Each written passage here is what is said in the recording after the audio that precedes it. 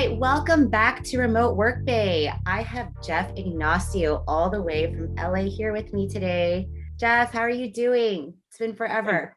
Yeah, I'm doing great. Thanks, Audrey. Appreciate you having me on. Of course, of course. I know we were chatting before I press record, but I did want you to give like a little summary of, who you are and what you've been doing so that people have context. Yeah, so Audrey, you and I have been friends for, I'm gonna say like more than a decade and a half. And I just moved back to Los Angeles over the last 5 years. Work-wise, I work at a startup called Upkeep in LA. We're a Series B funded, venture-backed application to the maintenance and reliability workspace. My actual role is head of growth and revenue operations. So I report to our chief revenue officer, supporting our marketing, sales, and customer success departments. We partner in a number of different areas. We basically merge strategy and execution together through process, enablement, advisory, and systems. I've been working from home, and I think this is why you wanted me to come on as well. I've been working from home for over 4 years. And so, going into the office, strangely enough, I actually joined this company because I wanted to go into an office and meet other employees and have some face-to-face interaction, only to find out that the pandemic came about, and here I am working from home again. Well, I know you've been working remotely even pre-pandemic. I know you were like traveling from San Francisco to LA every single weekend. Tell us what that was like, and how did you, I mean, I felt like you're such a travel hacker. I remember you telling me like you were Airbnb in your room in San Francisco, then like coming down to LA every weekend, and it was apparently cheaper to do that. Tell me all about this. So that's a personal story. My wife, my then girlfriend, now wife, lived in Los Angeles, and I lived in San Francisco. And so to make things work, because I was working from home, I decided to, basically shuttle back and forth between LA and San Francisco. I was saddled with a lease in my San Francisco apartment. And so in order to just justify, having a place up there, decided to Airbnb it out. It turns out that you can actually earn more on an Airbnb rental per evening than paying for an Airbnb down in LA. So actually came out to be somewhat cash positive, living in LA and having a place in San Francisco just for a short while. And obviously you don't want to keep doing that forever. So I eventually took the plunge and just moved down to LA. Well, it's interesting. I mean, that's an interesting personal story you have because now with the ability to work remote from anywhere, I wonder if people are doing the same thing, living in two different cities or having a place in different cities or hopping from Airbnb to the Airbnb. I think there's a saying, do you live to work or do you work to live? So if you have a well-balanced life, I tend to have much more of a hardworking startup kind of mindset. But for those who have the flexibility, and there are actually companies out there now that encourage you to live where you'd like, and it's a full remote workforce. And I think a lot of companies are trending in that direction. It's probably going to be here to stay for quite some time. And so knowing that, why would you want to anchor yourself down to a commute when you can live where you want to be and have a controllable schedule where you'd like? And I think that's a little bit of independent freedom for everyone. Absolutely. I've been talking about this for forever, as you know. So, so that's amazing. Thank you for sharing your story. Tell me a little bit more about Upkeep because the last time we chatted, you were with a different company, the one in El Segundo or a little bit more south with the was it the shipping? Yeah, Next Trucking. Yes, that's right. So you were with them in 2019. Where was the timeline there? When did you hop to Upkeep? And tell us a little bit more about that. Yeah, I actually cold called the CEO of Upkeep about 2 years ago. Okay. And thought the company looked really interesting from the outside looking in. And at the time, there really wasn't a role for me. And as the company grew, it became more apparent that they could use someone with my skill set and bring me in. And so when that time came about, I wasn't actually happy at the previous company. Good company, but it just wasn't working out from a fit perspective, from where I wanted to be individually in my career. And so when the opportunity came about with Upkeep, it seemed like a pretty good time just to sit down and meet with the founder. And over the course of the lunch, we had a really good conversation and felt that it would be a pretty good fit. Went through a couple of rounds of interviews, meeting a lot of the different executive members of the company. And it turns out that they wanted to bring me in, so that worked out. Amazing. And how long have you been with them? About a year. Wow, that's incredible. And what does the company do? So we sell a mobile and desktop application to Okay. maintenance and reliability Okay. professionals. Mhm. So there's a couple of industries that we perform really well in. So um, facilities management, manufacturing, real estate properties. So folks who are looking to basically streamline their maintenance, either through it's called preventative or preventive maintenance versus reactive maintenance, and that allows companies to save oodles of money by making sure that all their inventory, their parts, their machinery is working well and on time. Interesting. Yeah, that's I've never heard of it, but I'm gonna have to do a little bit more research on the company itself. So tell us a little bit about your podcast as well. I know you launched a podcast like myself in this last year. So the podcast is called The Revenue Architect. It's found on Google Podcasts, Spotify, and Apple. Mm-hmm. And the genesis behind it is, over the last year, I've started to commit to posting on LinkedIn every single day Wow. on a very specific topic. And so my career, which is called revenue operations, some companies might call it something different, marketing ops, sales ops, or customer success operations. But at the end of the day, it's the right-hand partner to anyone in go-to-market leadership. And so as I started to post, it started to create this gravitational pull around a specific target audience. Folks were responding well to it. So, and it led to a lot of opportunities. Like I noticed very quickly that I had followers on LinkedIn, and I consider LinkedIn to be an online resume, and turned out to become something completely different. It's actually a social network for those with a keen interest in their profession. Mm-hmm. And so sales folks in marketing are keenly interested in paying attention to what's happening in those channels. And so it led to one thing after another and said, hey, Jeff, you have a voice. And it would be interesting if you could share that voice with that audience. And so we're starting to hopefully build a brand around one, the topic, two, not necessarily me, but three, the discussions and what comes from it. And over the long term, we'll see what other kind of media properties spin from it. But it's a great experiment. Like I don't think I'm the greatest interviewer, but it is a good time to have very fluid conversations with experts in the industry. Right. So I was checking it out, just like the summary. I haven't listened to a podcast yet, but could you break it down for the listeners? Like what is a go-to market, engine? What does that mean? Because a lot of these terms that you're saying are very technical. Yeah, So could sure. you just break that all down for us? Yeah. So every company in the beginning tries to build its own product, and they're solving for what's called product market fit. Essentially, they want to know, if I build this product out, is there going to be a receptive audience for who's going to use this product? Mhm. Eventually, you find someone to hopefully pay for said product or said service, and that's what's called go to market fit. So now you're trying to figure out, okay, how can I commercialize? How can I generate revenue, make money off of this? And that's where you start to figure out, okay, well, there are obviously potential buyers out there. How do I connect with them? Some companies use marketing led tactics. Some use what are known as product led tactics. So particularly with online products, you can sign up for free, sign up for a demo. Freemium is kind of a term that's bandied about, Yep. or you're in sales. So when you're building up that marketing, sales, or that product led muscle, there's a whole host of activities behind the scenes internally in order to quote unquote scale, which means how do I, 10x my operations at scale, allowing me to sell to more people with an efficient set of efficient kind of organization systems and number of people that work at the company. Because you can grow by throwing lots of people at the problem, but that doesn't work because of the economics of the business. Got it. And so this is what you do for Upkeep now. Do you consult other companies in this area as well? Where are you going with this? I mean, it seems like you're an expert in your field. I would say my knowledge continues to grow. If that's at the level of expert, that's good. If not, I'm a lifelong student, I would say. Yep. So for upkeep consumes all of my time, right? Like easily north of 50 hours a week. I'm doing individual contributor work plus managing and leading a team. Outside of that, consulting is very limited, 1 to 5 hours a week. It's only how much I realistically have to provide. I have a family, so it's unrealistic to actually like Mhm. scale time for money. Like if you think about consulting is time for money. and it's your expertise for rent.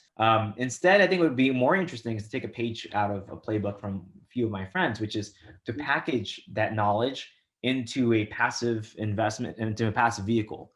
Very good, very insightful forms of that would be like coursework, courses, podcasts, sponsored podcasts, whatever direction that's going to go. I think those are all interesting avenues to explore in the long run. Yeah, that's brilliant. And are you currently creating a course? Behind the scenes, slowly working on it when I have time. Someone will probably beat me to the punch because how slow I am working on it. But hopefully I can get to it. That'd be great. There's definitely an appetite for it. I'm definitely receiving inbound interest. Like folks are saying, "Hey, when are you going to build out your course or write a book?" It's hard. I write articles, 1,000-word articles. Takes like 2.5 hours to put together. And you think about putting a book together. I don't know how many words that would be. Easily, I don't know how many words are in a book, to be honest. But it's you just weird. scale that number out. 2 hours times per 1,000. That's a lot of time.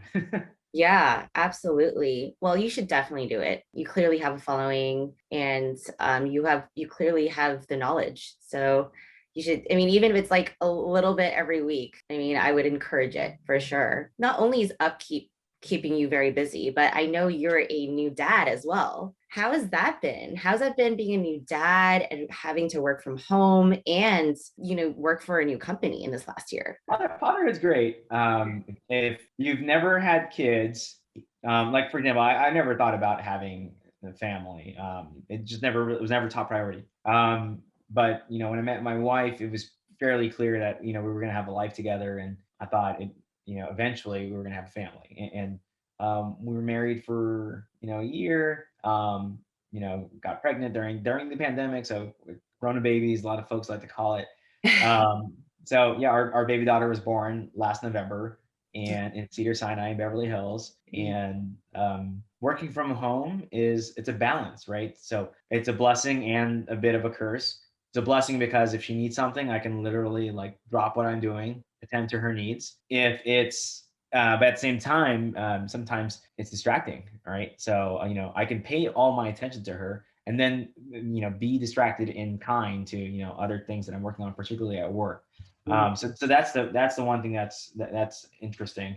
I think for those who were accustomed to the commute, dropping off their kid at daycare, those weren't options or not likely options during the pandemic.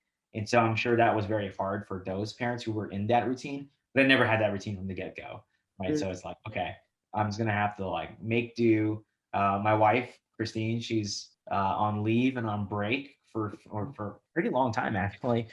She'll be going back to work soon, so we'll have a new dynamic coming up when she starts returning back to work. Yeah. Do you have help right now at home? Well, I think so. My parents are going to be helping us on Monday through like Thursdays, Okay. and then we'll have like the weekend to all be on deck and take care of the baby. It's one of the reasons why I moved back to LA actually is to be closer to family, and having a child of our own obviously. What focuses a lot more attention on family. I hang out with my friends a lot, so it's I see a lot more of my family these days. So how does that look? How do you currently divvy up your time with your wife and perhaps any help that you have between family and work? Do you have your own office at home? Like, what does that separation look like every day? So we have a 4-floor townhome, and there are 4 bedrooms. I'm in one bedroom that's converted into an office, so I actually get basically this whole space to myself. Before we moved here, we were in a 1-bedroom apartment with a living room, and so we were stacked on top of each other like pancakes. And literally, my voice is booming to the room, and so when the kid's trying to sleep, I'm like talking, and it creates a distraction. Actually wakes her up. So the wife gives me these side glances. Now that we have enough room, and it's helpful to have like compartmentalized separation. So since my wife's not working right now, she's on leave. She spends a lot more time in the nursery as well as the master bedroom, which is on the 3rd floor. Got it. Yeah, I think that it really helps just to have the separation with the floors, right? Like one of my best friends just she bought a house in Sunnyvale, and it's a 1-story house. And that in itself it's still very difficult because you're basically, you could hear what the other person is saying right in the next room. Whereas when you have a separation with floors, I feel like it's a little bit easier. I think so. Maybe whatever the material is made of for the floors as opposed to the walls Mm, has like somewhat better insulation. Like I never really looked into that. Maybe it's like thicker wood, yeah. right? Like underneath, more insulation. Hmm. Yeah, that's interesting. Yeah, this room I'm in now, because it's a podcast, I put a bunch of like Yeah. soundproofing like foam on certain pieces of certain portions of the wall. Right. I mean, that's what I have to do here too. Unfortunately, this is my bedroom. So yeah, Yeah. I Well, make you it got work. that ring light I've seen before as well, right? Yes, So I have a ring light in front of me. I have like another floodlight on this side. I mean, this is full on like a hacking my video podcast. So that's so yeah, cool. I know right. quite a few people who run podcasts these days, build up an audience, go get sponsors. Yep. It's a booming business model for sure. Hmm. Hmm. I mean, now that you're a podcaster as well, like where do you think this is going to go? Do you think that, post pandemic, people are going to be, sick of podcasting or sick of listening to podcasts and you're going to go back to their everyday lives pre pandemic? Like where do you think this is going? The market of podcasting. Yeah, I think for those who are jumping into podcasts these days, it's a saturated market for sure already. Like you've seen a lot of quite a few rounds of investment and acquisitions for podcast networks, Mhm. but there's still opportunity for those who are serving underserved segments. So, for example, my podcast is geared specifically for those who are trying to grow their company through, and they're trying to figure out how can I scale the business through marketing and sales excellence. And Mhm. so, not necessarily sales tactics or marketing tactics, but around how do you build something repeatable in nature. And Mhm. so, there is an audience for that. Albeit it's small. It's a portion of a portion of a portion of a market. Mhm. But the idea is not necessarily to have um, tons of followers. The idea, obviously, you want that, but what you want is high levels of engagement, right? So if you Right. have high levels of engagement, you have a repeatable audience, and you have a specific message, targeted message that's not diluted. You can build a sponsorship package around that, right? So once you build your sponsorship package, then you can go outbound and start messaging companies that you would like to have sponsored your podcast, or that's going to come inbound, right? You can start talking about like, hey, look, we really want to create specific spots and segments inside of the podcast that can be sponsored. So, for example, maybe you have an intermission, maybe you do a commercial, maybe you do a content ad, maybe you'll do a sponsored buy. Maybe you'll do a spin-off series where you're doing a webinar. And so, the whole idea of building, specific catered targeted messaging to a loyal following, there is revenue to be made there. So where I think it's going is that those who find underserved areas and are first to occupy the hill and create a repeatable, brandable, loyal following, those folks are going to be the ones who succeed in that specific space. And I can tell you, I know folks who run podcasts and earn, the multiple six digits just by running a podcast. And Mhm. what are they doing? They're connecting and talking about topics that they love. Right. So, what do you think about Clubhouse and just, social audio apps? Like where do you think this just emerged, it just emerged out of the pandemic and do you think it's an asset to podcasters to have Clubhouse because you could be a thought leader within that social space as well? Like what are your thoughts on just, social audio apps? So first off, let's just say that they'll survive whatever Zuckerberg does to copy them, because that is ultimately what Facebook's going to do. But here's the thing: when you look at different form factors for content, Mhm. audio only is a good one, right? And Mhm. it's interesting because Clubhouse creates a level of exclusivity that differs from podcast. Podcast is off the shelf. You can go back, visit it. It's on demand. But Yep. Clubhouse, you don't have to record every session. In fact, you can create what's the ultimate level of scarcity by saying this is a one-time event only, and so is going to speak at it. And if you don't attend, sorry, you're gonna have to catch the next one. And people, I don't know if you know this, but whenever I walk by a Supreme store, what do they operate under? The mantra of scarcity. I think it's incredibly important. And Mhm. so scarcity is something that I think breeds a little bit of jealousy or hey, I want to be a part of that, a sense of belonging as well. And I think those are wonderful emotions to pull on as a marketer, and as a person who's building a brand. I actually was able to speak at an event on Clubhouse recently with, the co-founders of Instacart, and we were talking about the importance of data in a company. Yeah. Which is like the most boring topic that anyone would want to join and talk about. But we had nearly 50 or 60 people in the room, which tells you that those 50 or 60 people are really, really interested in data gossip. Like, Yep. let's talk about data at companies. That sounds boring as shit if you ask me. But there's an audience. And so, where do I think it's going? I think there will be copycat imitators. I think you'll see large companies with existing customer bases just adding it as a feature, aka Reels, aka you'll see it, right? It's going to happen, and probably already was announced. I think Twitter already announced their package. But again, so for those, it's just another avenue for influencers to build their brand. So, for example, TikTok, there are millionaires on TikTok. Why? Because they were some of the first to move their audience or build an audience there. Maybe they couldn't build an audience on Instagram, so instead they went and flipped it over to TikTok. Same thing's going to happen on Clubhouse. So how would an influencer monetize on Clubhouse? Like where is that going? How do you become an influencer on Clubhouse? There are different types of influencers. There's like the the model on Instagram, post some cheesy, philosophical quote with like rain dripping in the background, and the model looks amazing. Or there's the RevOps influencer like myself on LinkedIn who posts something very specific and very targeted, would exclude 99.9% of other people on the planet, but there's a 0.1% that goes, that's really interesting and would help me with my career. That could lead. I've had to turn down some consulting engagements, even though it's led to that, which has been really interesting. So, if I were to hypothesize how you can make a living, build an audience, build a repeatable message, go figure out if, there's a couple of models that work, right? Consulting engagements where you're trading expertise for money. Yep. There's sponsorship where you're just doing what you're normally doing and you're sharing the airwaves with a brand.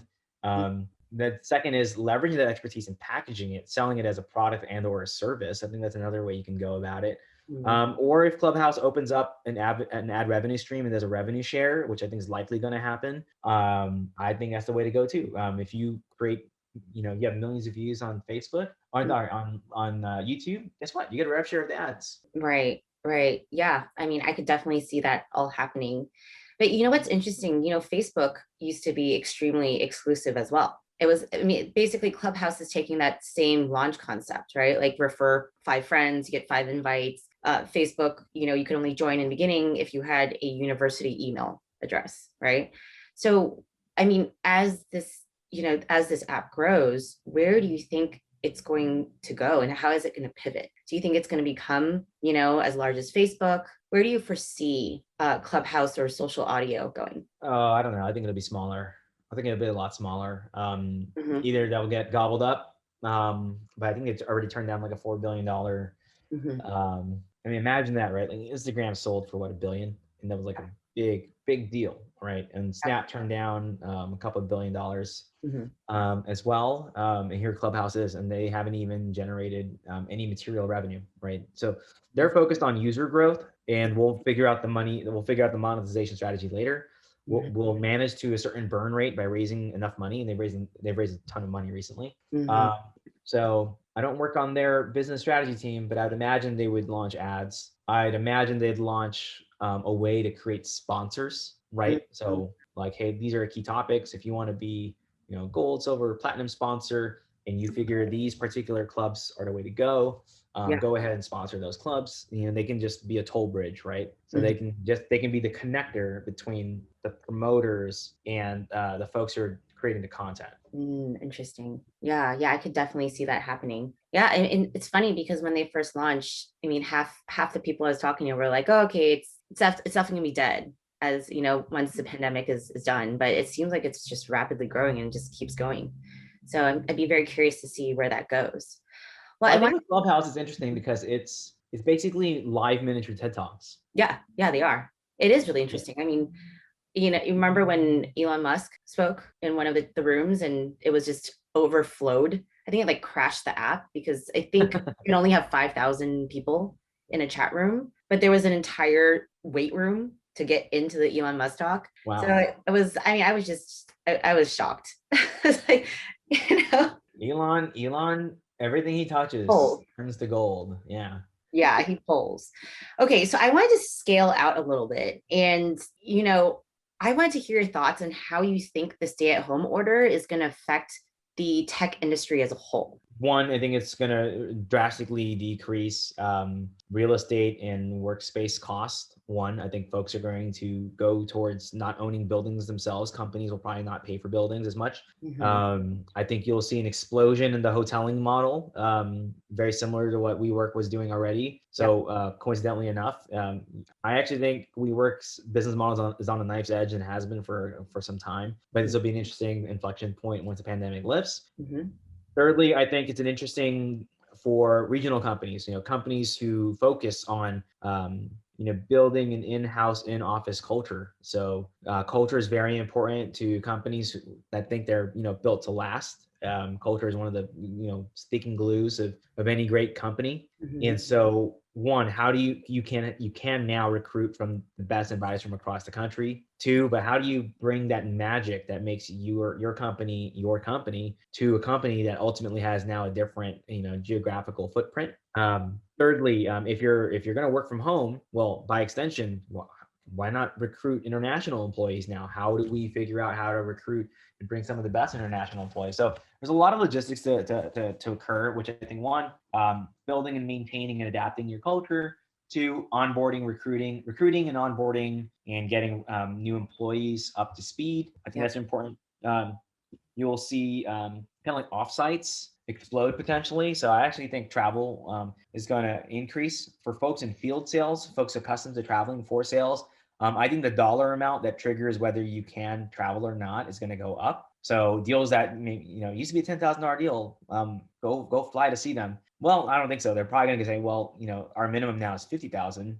If the deal is smaller than that, Mhm. your buyers expect you to talk to you on Zoom. They've been doing it for the last year and a half. So why not just be able to sell them? And guess what? It's an economically superior business model Mhm. on the cost side. So we'll see. I think there's a number of different things that will explode, but primarily around semi-permanent change to real estate strategy for large companies. I think you'll see hoteling explode as an option. I think you'll also see remote workforce as a compelling opportunity. And that's primarily for like white collar jobs where you get to work from a computer. All you need is a computer and internet. Mhm. But if you work for a hands-on type role, that doesn't change the nature of your role, unfortunately. So it's not for everyone. Mhm. Hoteling. What is this term? Hoteling? Co-working? Is that the same term as co-working spaces? So there's elements of co-working that are in hoteling, right? So Yeah. co-working is a third-party dedicated office that you pay for a membership to. Mhm. Hoteling is an office that is owned by the company, Mhm. and you reserve a space ahead of time. And Mhm. when you show up, that's your space for the day or for the hour. It's basically like a WeWork, but your own office. Got it. Okay. I've never heard of that term. That's really interesting. Thank you. Thank you for sharing that with us. Yeah. Well, Jeff, how do people find you? Say they want to have more questions for you. They want to find your podcast. Where can they go on socials to find you? Yeah. So for the podcast, it's called The Revenue Architect. It's not about me, it's about the guest and the topic. But if Mhm. you want to hear about anything on sales or marketing, like message me and I'll tell you where to message me. But you can find that on Spotify, on Google, as well as Apple. Me personally, if you want to connect with me professionally, please do so on LinkedIn. Mhm. I'm Jeff Ignacio. That's linkedin.com/in/Jeff be the change. Okay, I'll put it all And then down if in the subtitles. Yeah. yeah, and then I usually just reserve my Instagram, my Facebook for my friends, so probably won't disclose that here. Awesome. Well, thank you so much for your time, Jeff. It was Yeah, great. thanks, Audrey. Great catching up.